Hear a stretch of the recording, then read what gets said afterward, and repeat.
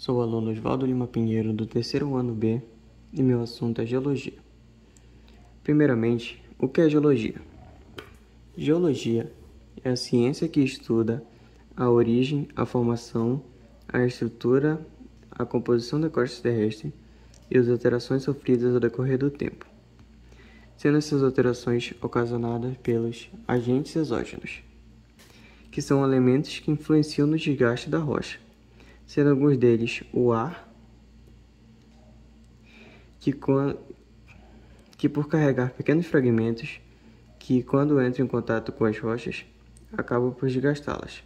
Um exemplo são nas áreas arenosas, em que há a formação de estruturas semelhantes a cogumelos, que pelo constante atrito em sua superfície, pela areia carregada pelo vento, é mais desgastada, e sua parte superior é parcialmente conservada em comparação à parte inferior. As chuvas, que pelo choque mecânico das gotas com as rochas, também as degradam. As águas das áreas litorâneas,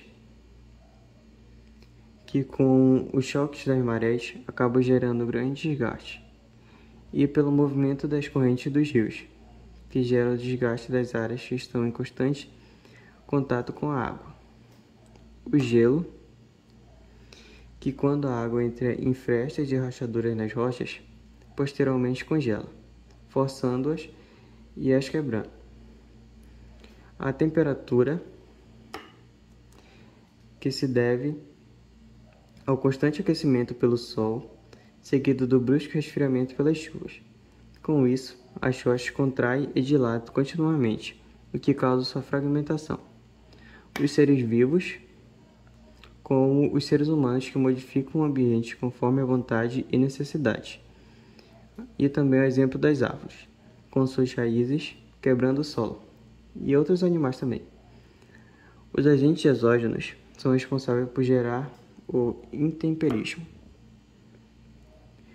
que é o conjunto de alterações físicas, químicas e biológicas que as rochas sofrem quando ficam expostas na superfície da Terra. Essas alterações podem ser feitas de diversas maneiras, até pelo mesmo agente, como a água, que é responsável pelo choque físico das marés e pela chuva, e também químico, alterando a composição das rochas. Biológico, a exemplo do ser humano, que tem grande influência física, modificando o ambiente, e também é um ser vivo. Esses sedimentos gerados podem ser transportados pelo processo de erosão.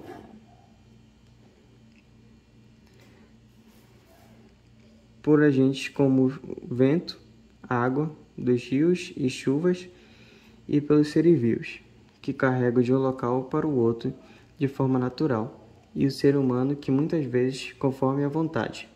Todos esses fatores são muito importantes para a modificação do ambiente. Bom, agora irei fazer uma breve explicação sobre a influência dos agentes exógenos na modificação do ambiente.